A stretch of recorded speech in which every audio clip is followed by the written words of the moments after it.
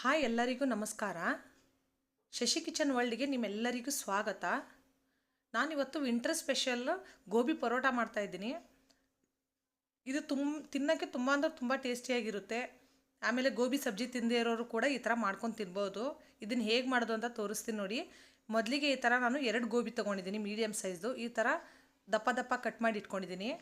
ನೋಡ್ತಾ ಇರ್ಬೋದು, ಬಿಸಿನೀರು ಒಳಗಡೆ ಹಾಕಿದ್ದೀನಿ. ಉಪ್ಪು ಹಾಕಿ ಬಿಸಿನೀರು ಒಳಗಡೆ ಒಂದು 30 ಮಿನಿಟ್ಸ್ವರೆಗೂ ಬಿಟ್ಬಿಡಿ. ಈ ಥರ ಅಂದರೆ ಹುಳ ಗಿಳ ಏನಾದರೂ ಇದ್ದರೂ ಕೂಡ ನೋಡಿ, ಸಂಧಿ ಒಳಗಡೆ ಎಲ್ಲ ಹುಳ ಇರುತ್ತೆ, ಏನಾದರೂ ಇದ್ದರೂ ಕೂಡ ಹೋಗ್ಬಿಡುತ್ತೆ ಫ್ರೆಂಡ್ಸ್. ಈ ಥರ ಉಪ್ಪಿನ ನೀರು ಹಾಕ್ಕೊಂಡು ಬಿಟ್ಬಿಡಿ ಒಂದು 10 ನಿಮಿಷ.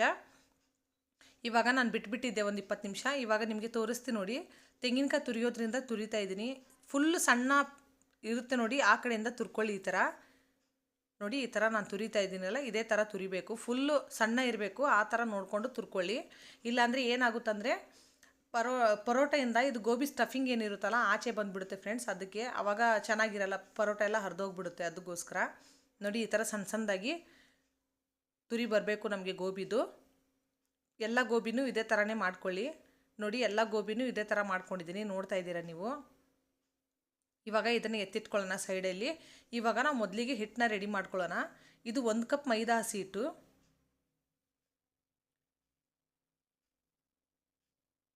ಆಮೇಲೆ ಗೋಧಿ ಹಸಿ ಹಿಟ್ಟು 2 ಕಪ್ ತೊಗೋತಾ ಇದ್ದೀನಿ ಫ್ರೆಂಡ್ಸ್. ನೋಡಿ, ಇವಾಗ 1 ಕಪ್ ಹಾಕ್ಕೊಂಡಿದ್ದೀನಿ. ನೋಡಿ, ಇನ್ನೊಂದು ಕಪ್ಪು ಹಾಕೋತಾ ಇದ್ದೀನಿ. ನೀವು 1 ಕಪ್ ಮೈದಾ ಹಸಿ ಹಿಟ್ಟು ತೊಗೊಂಡ್ರೆ ಗೋಧಿ ಹಸಿ ಹಿಟ್ಟನ್ನ 2 ಕಪ್ ತೊಗೊಳ್ಳಿ. ಇಲ್ಲ ಮೈದಾ ಬೇಡ ಅನ್ನೋರು ಮೈದಾನ ಫುಲ್ ಸ್ಕಿಪ್ ಮಾಡಿ ಬರೀ ಗೋಧಿ ಹಿಟ್ಟಲ್ಲೇ ಮಾಡ್ಕೋಬೋದು. ನಾನು 2 ಮಿಕ್ಸ್ ಮಾಡ್ಕೊಂಡಿದ್ದೀನಿ. ಈ ಥರ ಜರಡಿ ಮಾಡ್ಕೋತಾ ಇದ್ದೀನಿ. ಇರೋ ಕಸ ಕಡ್ಡಿ ಏನಾದರೂ ಇದ್ದರೂ ಕೂಡ ಹಿಟ್ಟು ಒಳಗಡೆ ಆಚೆ ಬರುತ್ತೆ ಫ್ರೆಂಡ್ಸ್. ಅದಕ್ಕೋಸ್ಕರ ಈ ಥರ ಎಲ್ಲ ನೀಟಾಗಿ ಸೋಸ್ಕೊಳ್ಳಿ. ನೋಡಿ, ಕಸ ಕಡ್ಡಿ ಇರೋದು ಆಚೆ ಬಂದಿದೆ. ಇವಾಗ ಇದನ್ನು ಗೋಧಿ ಹಸಿ ಹಿಟ್ಟನ್ನ ನಾನು ಮತ್ತು ಮೈದಾ ಹಸಿ ಹಿಟ್ಟನ್ನ ಗೋಧಿ ಹಸಿ ಹಿಟ್ಟು ಒಳಗಡೆ ಸ್ವಲ್ಪ ಉಪ್ಪನ್ನ ಹಾಕೋತಾ ಇದ್ದೀನಿ. ಉಪ್ಪು ಸೇರಿಸ್ಕೊಂಡ್ಮೇಲೆ ತುಪ್ಪ ಹಾಕ್ಕೊಳ್ಳಿ ಫ್ರೆಂಡ್ಸ್. ತುಪ್ಪ ಚೆನ್ನಾಗಿರುತ್ತೆ ನೋಡಿ. 1 ಟೀ ಸ್ಪೂನಷ್ಟು ತುಪ್ಪ ಹಾಕ್ಕೊಂಡಿದ್ದೀನಿ. ಇವಾಗ ನೀಟಾಗಿ ಎಲ್ಲನೂ ಮಿಕ್ಸ್ ಮಾಡ್ಕೊಳ್ಳೋಣ ತುಪ್ಪ ಹಾಕ್ಕೊಂಡು. ತುಪ್ಪ ತಿನ್ನಲ್ಲ ಅನ್ನೋರು ನೀವು ತಿಂತೀರಾ ಅಂದರೆ 1 ಸ್ಪೂನಷ್ಟು ಕ್ರೀಮ್ ಬರುತ್ತೆ ನೋಡಿ, ಫ್ರೆಶ್ ಕ್ರೀಮು. ನೀವು ಹಾಲು ಕಾಯಿಸಿದ ಮೇಲೆ ಕೆನೆ ಬರುತ್ತಲ್ಲ, ಅದನ್ನು ಸೇರಿಸ್ಕೊಂಡ್ರೆ ತುಂಬ ಒಳ್ಳೆ ಫ್ಲೇವರ್ ಬರುತ್ತೆ ಫ್ರೆಂಡ್ಸ್. ನಾನು ತುಪ್ಪ ಹಾಕ್ಕೊಂಡೇ ಮಾಡ್ಕೊಂಡಿದ್ದೀನಿ.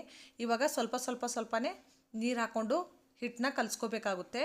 ಹಿಟ್ಟನ್ನ ಯಾವ ರೀತಿ ಕಲಿಸ್ಕೋಬೇಕು ಅಂದರೆ ಫ್ರೆಂಡ್ಸ್, ನಾವು ಚಪಾತಿಗೆಲ್ಲ ಮೆತ್ತಿಗೆ ಕಲಿಸ್ಕೋತೀವಲ್ಲ ಆ ಥರ ಕಲಿಸ್ಕೊಳ್ಳಿ.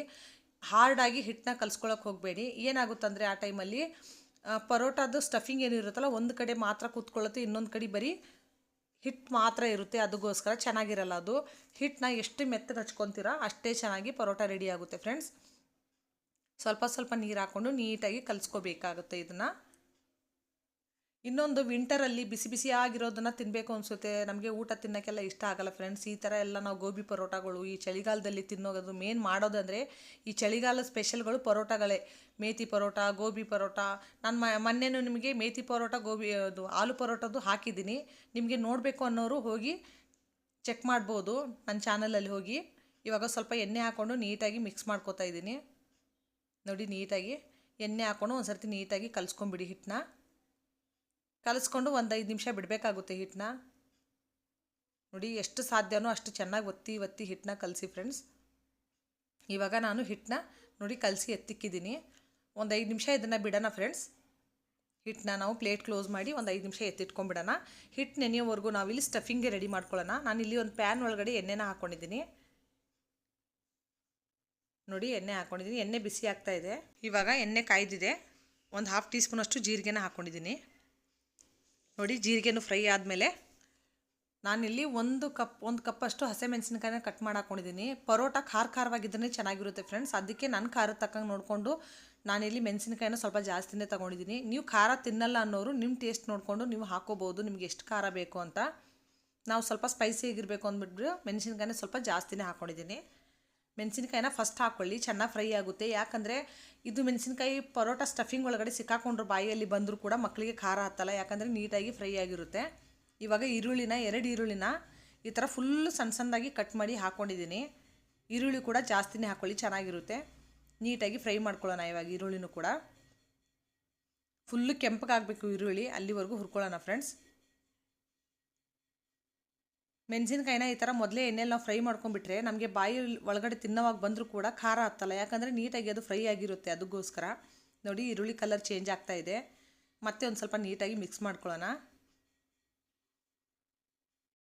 ಈರುಳ್ಳಿ ಫ್ರೈ ಆಗಿದೆ. ಇವಾಗ ಒಂದು ಬಟ್ಲಷ್ಟು ಒಂದು ಬಂಚಷ್ಟು ಬೆಳ್ಳುಳ್ಳಿನ ತುರಿದು ತೊಗೊಂಡಿದ್ದೀನಿ. ನೋಡ್ತಾ ಇದ್ದೀರಾ ನೀವು ಬೇಕು ಅಂದರೆ ಚಚ್ಚಿ ತೊಗೋಬೋದು. ಚಚ್ಚಿ ತೊಗೊಂಡ್ರೆ ಏನಾಗುತ್ತೆ, ಅಲ್ಲಲ್ಲಿ ಸ್ವಲ್ಪ ದಪ್ಪ ಸಣ್ಣ ಆಗುತ್ತೆ. ಈ ಥರ ತುರಿದು ತೊಗೊಂಡ್ರೆ ಎಲ್ಲನೂ ಒಂದೇ ಥರನೇ ಆಗುತ್ತೆ ಫ್ರೆಂಡ್ಸ್. ಅದಕ್ಕೋಸ್ಕರ ಈ ಥರ ತುರಿದ್ಬಿಟ್ಟು ಹಾಕ್ಕೊಂಡಿದ್ದೀನಿ ಬೆಳ್ಳುಳ್ಳಿನ ನಾನು.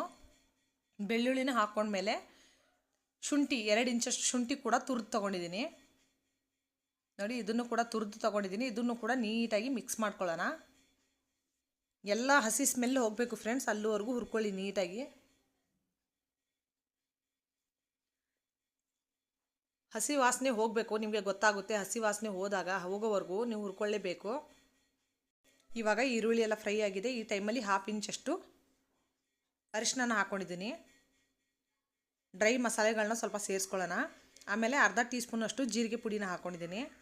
1 ಟೀ ಸ್ಪೂನಷ್ಟು ಗರಂ ಮಸಾಲ,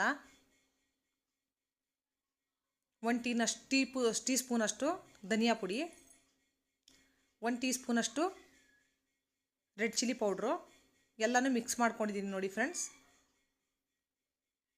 ನೋಡ್ತಾ ಇರ್ಬೋದು. ಎಲ್ಲನೂ ನೀಟಾಗಿ ಮಿಕ್ಸ್ ಮಾಡ್ಕೊಂಡ್ಮೇಲೆ ತುರಿದಿರೋಂಥ ಗೋಬಿನ ಮಸಾಲೆ ಒಳಗಡೆ ಸೇರಿಸ್ಕೊತಾ ಇದ್ದೀನಿ.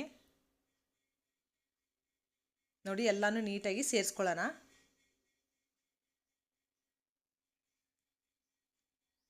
ಇವಾಗ ನೀಟಾಗಿ ಮಿಕ್ಸ್ ಮಾಡ್ಕೊಳ್ಳೋಣ. ನೋಡ್ತಾ ಇರ್ಬೋದು ನೀವು. ಎಲ್ಲನೂ ನೀಟಾಗಿ ಮಿಕ್ಸ್ ಮಾಡ್ಕೋಬೇಕಾಗುತ್ತೆ. ನೋಡಿ ಇವಾಗ ಎಲ್ಲನೂ ನೀಟಾಗಿ ಮಿಕ್ಸ್ ಮಾಡ್ಕೊಂಡಿದ್ದೀನಿ. ಇವಾಗ ರುಚಿ ತಕ್ಕಷ್ಟು ಉಪ್ಪನ್ನ ಹಾಕ್ಕೊಳ್ಳಿ. ನಾನು 1.5 ಟೀ ಸ್ಪೂನಷ್ಟು ಹಾಕ್ಕೊಂಡಿದ್ದೀನಿ. ನಿಮ್ಮ ರುಚಿ ತಕ್ಕಷ್ಟು ಉಪ್ಪನ್ನ ನೀವು ಸೇರಿಸ್ಕೊಳ್ಳಿ, ನಿಮಗೆ ಎಷ್ಟು ಬೇಕೋ ಅಷ್ಟು. ಆಮೇಲೆ ಮೇಲೆಯಿಂದ ಫ್ರೆಶ್ ಆಗಿರುವಂಥ ಕೊತ್ತಂಬರಿನೂ ಕಟ್ ಮಾಡಿ ಹಾಕ್ಕೊಂಡಿದ್ದೀನಿ. ಇವಾಗ ಎಲ್ಲನೂ ಮತ್ತೆ ಒಂದು ಸರ್ತಿ ನೀಟಾಗಿ ಮಿಕ್ಸ್ ಮಾಡ್ಕೊಳ್ಳೋಣ. ಮಿಕ್ಸ್ ಮಾಡ್ಕೊಳ್ಳಿ ನೀಟಾಗಿ. ಇವಾಗ ನಿಮಗೆ ತೋರಿಸ್ತೀನಿ ನೋಡಿ ಯಾವ ಥರ ನೀಟಾಗಿ ಗೋಬಿ ಫ್ರೈ ಆಗಿದೆ ಅಂತ. ಒಂಚೂರು ಕೂಡ ಮಾಯ್ಶ್ಚರ್ ಇಲ್ಲ ಕೆಳಗಡೆ. ನೋಡಿ ಒಂಚೂರು ಕೂಡ ಮಾಯ್ಶ್ಚರೈಸ್ ಇಲ್ಲ, ಎಲ್ಲನೂ ಡ್ರೈ ಆಗಿದೆ. ಒಂಚೂರು ನೀರಿನ ಅಂಶ ಇಲ್ಲ. ಈ ಟೈಮಲ್ಲಿ ಗ್ಯಾಸ್ನ ನಾವು ಆಫ್ ಮಾಡ್ಕೊಂಬಿಡೋಣ. ಇವಾಗ ಈ ಸ್ಟಫಿಂಗ್ನ ನಾನು ಒಂದು ತಟ್ಟೆಗೆ ಹಾಕೋತಾ ಇದ್ದೀನಿ. ನೋಡಿ ಈ ತಟ್ಟೆಗೆ ಹಾಕ್ಕೊಂಡು ಈ ಥರ ಎಲ್ಲನೂ ಸ್ಪ್ರೆಡ್ ಮಾಡ್ಕೊಂಡಿದ್ದೀನಿ ಎಲ್ಲ ಕಡೆನೂ. ಇವಾಗ ತಣ್ಣಗಾಗ್ತಾ ಇದೆ ಇದು. ನೋಡಿ ಈ ಕಡೆ ಹಿಟ್ಟು ರೆಡಿಯಾಗಿದೆ. ಹಸಿ ಹಿಟ್ಟು, ಗೋಧಿ ಮತ್ತು ಮೈದಾ ಹಸಿ ಹಿಟ್ಟು ಮಿಕ್ಸ್ ಮಾಡಿ ಕಲಿಸ್ಕೊಂಡಿದ್ವಲ್ಲ, ಹಿಟ್ಟು ಕೂಡ ರೆಡಿಯಾಗಿದೆ. ಸ್ವಲ್ಪ ಹಚ್ಚಕ್ಕೆ ಅಂದ್ಬಿಟ್ಟು ಹಿಟ್ಟನ್ನು ತೊಗೊಂಡಿದ್ದೀನಿ. ಹಂಚು ಕೂಡ ಕಾಯ್ತಾ ಇದೆ. ಎಣ್ಣೆನೂ ತೊಗೊಂಡಿದ್ದೀನಿ. ಇವಾಗ ಪರೋಟಗಳನ್ನ ರೆಡಿ ಮಾಡೋಣ ಬನ್ನಿ. ಮೊದಲಿಗೆ ನೀವು ಚಪಾತಿಗೆ ಹಿಟ್ಟನ್ನ ತೊಗೊತೀರಲ್ಲ ಆ ಗಾತ್ರದ್ದು ಹಿಟ್ಟು ತೊಗೊಂಡಿದ್ದೀನಿ. ಅಂದರೆ ಅಷ್ಟು ದಪ್ಪ ಅಲ್ಲ, ಒಂದು ಸ್ವಲ್ಪ ಕಮ್ಮಿ ತೊಗೊಂಡಿದ್ದೀನಿ. ಚಪಾತಿಗೆ ಮಾಡ್ತಿರಲ್ಲ ಅದಕ್ಕಿಂತ ಸ್ವಲ್ಪ ಕಮ್ಮಿನೇ ತೊಗೊಂಡಿದ್ದೀನಿ. ಈ ಪರೋಟ ಸ್ವಲ್ಪ ದಪ್ಪನೇ ಇರಬೇಕು, ತೆಳ್ಳಗಿದ್ರೆ ಸ್ಟಫಿಂಗ್ ಎಲ್ಲ ಆಚೆ ಬಂದುಬಿಡುತ್ತೆ ಫ್ರೆಂಡ್ಸ್. ಅದಕ್ಕೋಸ್ಕರ ಇವಾಗ ಕೈ ಸಹಾಯದಿಂದ ಅಗಲ ಮಾಡಿದ್ಮೇಲೆ ಇವಾಗ ಸ್ವಲ್ಪ ಲಟ್ಟಿಸ್ಕೊತಾ ಇದ್ದೀನಿ. ನೋಡ್ತಾ ಇರ್ಬೋದು ನೀವು. ಯಾವ ಥರ ಲಟ್ಟಿಸ್ಕೋಬೇಕು ಅಂದರೆ ಒಂದು ಚಿಕ್ಕ ಪೂರಿ ಗಾತ್ರದಲ್ಲಿ ನಾವು ಲಟ್ಟಿಸ್ಕೋಬೇಕು. ಸೈಜ್ ನೋಡ್ತಾ ಇದ್ದೀರಾ ನೀವು. ಇವಾಗ ಇದಕ್ಕೆ ಸ್ಟಫಿಂಗ್ ಹಾಕ್ತಾಯಿದ್ದೀನಿ. ಎಷ್ಟು ಸಾಧ್ಯವೋ ಅಷ್ಟು ಸ್ಟಫಿಂಗ್ನ ಹಾಕಿ ಫ್ರೆಂಡ್ಸ್. ಜಾಸ್ತಿ ಸ್ಟಫಿಂಗ್ ಇದ್ರೇ ಪರೋಟ ತಿನ್ನೋಕ್ಕೆ ಯಮ್ಮಿಯಾಗಿರುತ್ತೆ. ಅದಕ್ಕೋಸ್ಕರ ನೋಡ್ತಾ ಇರ್ಬೋದು ನೀವು ಯಾವ ಥರ ಫಿಲ್ ಮಾಡಿದ್ದೀನಿ ಅಂತ. ಇವಾಗ ಎಲ್ಲನೂ ನೀಟಾಗಿ ಫಿಲ್ ಮಾಡಿಕೊಂಡು ಕ್ಲೋಸ್ ಮಾಡ್ಕೊಂಬಿಡಿ. ಎಕ್ಸ್ಟ್ರಾ ಹಿಟ್ಟನ್ನ ತೆಗೆದಿದ್ದೀನಿ. ಇವಾಗ ಲಟ್ಟಿಸ್ಕೊಳ್ಳೋಣ.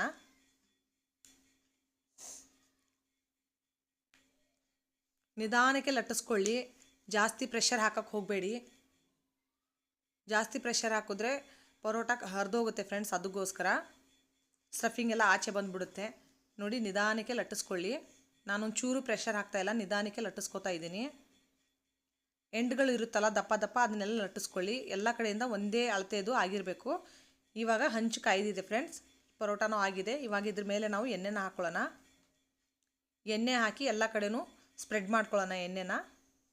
ನೋಡಿ ಹಂಚು ಕೂಡ ಚೆನ್ನಾಗಿ ಕಾಯ್ದಿದೆ. ಈ ಟೈಮಲ್ಲಿ ಹಂಚು ಚೆನ್ನಾಗಿ ಕಾಯಬೇಕು ಫ್ರೆಂಡ್ಸ್. ಇವಾಗ ಪರೋಟನ ಎತ್ತಿ ಹಾಕ್ಕೊಂಡಿದ್ದೀನಿ. ನೋಡಿ ಈ ಕಡೆ ಪರೋಟ ಕಾಯ್ತಾ ಇದೆ. ಈ ಕಡೆ ಕಾಯೋವರೆಗೂ ಇನ್ನೊಂದು ಪರೋಟನ ರೆಡಿ ಮಾಡ್ಕೊಳ್ಳೋಣ. ಇದನ್ನು ಸೇಮ್ ಮೊದಲು ಯಾವ ಥರ ಮಾಡ್ಕೊಂಡಿದ್ವೋ ಅದೇ ಥರ ಮಾಡ್ಕೋಬೇಕು. ನೋಡಿ ಒಂದು ಕಡೆಯಿಂದ ಪರೋಟ ಕಾಯ್ದಿದೆ. ಇವಾಗ ಎಣ್ಣೆ ಹಾಕಿ ತಿರುಗಿಸ್ಕೊಂಡಿದ್ದೀನಿ. ನೋಡ್ತಾ ಇರ್ಬೋದು ನೀವು ಯಾವ ಥರ ಎಷ್ಟು ಚೆನ್ನಾಗಿ ಕಾಯ್ದಿದೆ ಅಂತ.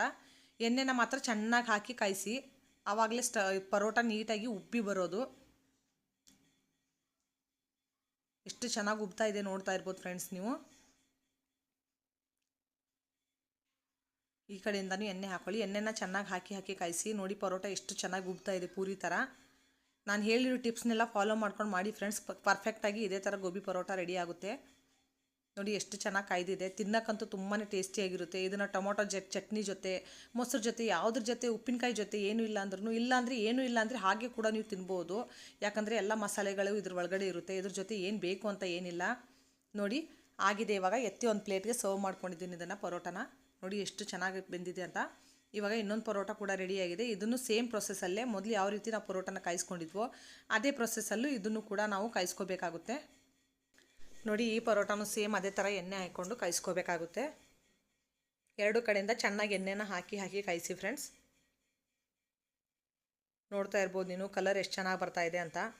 ಇವಾಗ ಈ ಪರೋಟ ಕೂಡ ಕಾಯ್ದಿದೆ ನೋಡ್ತಾ ಇದ್ದೀರಾ ನೀವು. ಇದನ್ನು ಕೂಡ ಮೊದಲು ಎತ್ತಿಟ್ಕೊಂಡಿದ್ದಲ್ಲ ಅದೇ ಪರೋಟ ಪ್ಲೇಟ್ಗೆ ಎತ್ತಿಟ್ಕೊಂಡ್ಬಿಡೋಣ. ನೋಡಿ ಫ್ರೆಂಡ್ಸ್ ಎಷ್ಟು ಚೆನ್ನಾಗಾಗಿದೆ ಅಂತ. ನಿಮಗೆ ಒಳಗಡೆಯಿಂದ ಸ್ಟಫಿಂಗ್ ಕೂಡ ತೋರಿಸ್ತೀನಿ ಯಾವ ರೀತಿ ಫಿಲ್ ಮಾಡಿದ್ದೀನಿ ಅಂತ. ನೋಡಿ ಫ್ರೆಂಡ್ಸ್ ಯಾವ ಥರ ಸ್ಟಫಿಂಗ್ ಇದೆ ನೋಡಿ. ಒಂಚೂರು ಕೂಡ ನಿಮಗೆ ಎಲ್ಲೂ ಹಿಟ್ಟು ಕಾಣಿಸ್ತಾ ಇಲ್ಲ. ಸ್ಟಫಿಂಗೇ ಇದೆ ಫುಲ್ಲು.